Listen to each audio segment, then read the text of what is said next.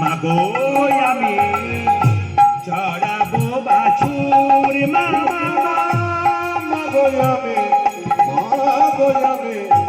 চড়াবো বাছুর আবার পড়াইয়া দেহ ধরা মন্ত্র পড়ি বাঁধি চূড়া দেহ ধরা মন্ত্র পড়ি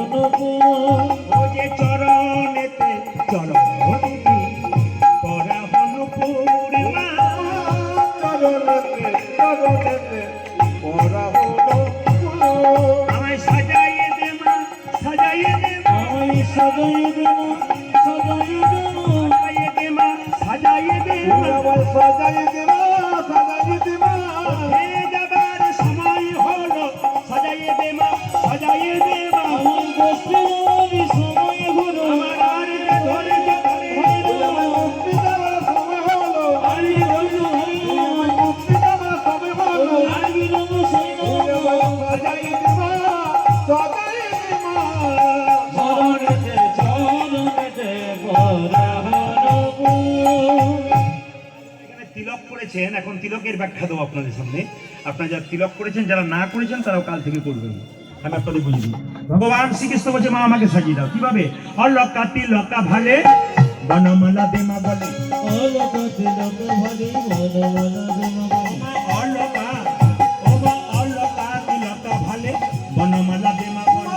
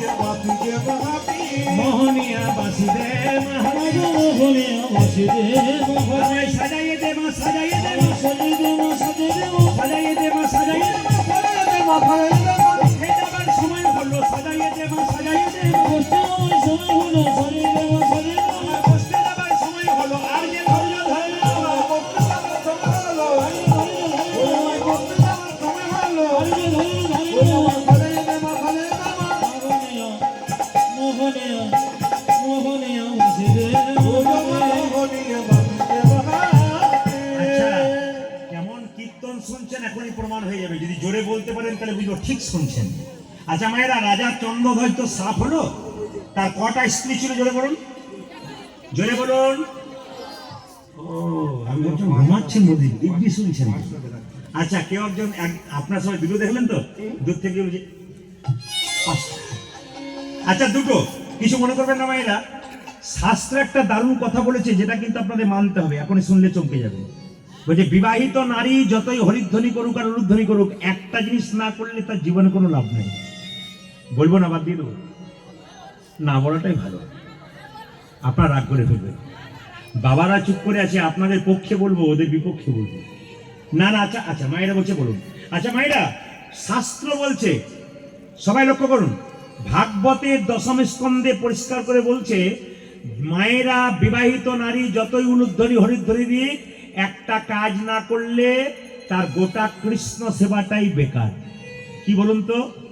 যদি কোনো স্ত্রী তার স্বামী সেবা না করে তবে তার কৃষ্ণ ভজন হবে। আপনারা তো আমার দিকে তাকাচ্ছেন, আর আমি দু চারজনের দিকে তাকালাম। যখন বললাম স্বামী সেবা না করে, তখন দুজন আবার একজন মুখটা মানে কত রকম করছেন। এই করলে হবে না কিন্তু। এই যে দেখাবে মায়েরা, দেখুন সীতা রামচন্দ্রকে বিবাহ করেছিল, যখন বনে যাচ্ছিল, লক্ষণ আর সীতা গেল। সীতার বাবার নাম জনক রাজা, শ্বশুরের নাম দশরথ। কতজন বলেছিল সীতা, একটা মেয়ে বলেছিল সীতা তোমার বাবা রাজা, তোমার শ্বশুর রাজা, সম্পদ ছেড়ে দিয়ে তুমি বনে যাচ্ছ কেন, বাড়িতে থেকে যাও। সীতা বলেছিল সম্পদে কিবা কাম, সম্পদ মম নব দুর্বাদ লগ্ন সেন। আমার সম্পদ একমাত্র স্বামী, তিনি যদি জঙ্গলে থাকে তবে আমি সেইখানেই থাকবো। এই দিকে তাকাবেন। আর দ্বিতীয় কে বলুন তো? রাবণ 10,000 মেয়েকে বিয়ে করেছিল, তারপর মন্দোদরীকে বিয়ে করেছিল। মন্দোদরী প্রতিদিন সকালবেলায় ঘুম থেকে উঠে গলায় কাপড়টা নিয়ে এরকম করে করজোড়ে প্রণাম করে। তাহলে মন্দোদরী কত ভালো মেয়ে দেখুন। আপনারা মায়েরা যতজন কীর্তন শুনতে এসছেন, কে কে সকালবেলায় স্বামীকে প্রণাম করেন? হাত তুলে দেখান।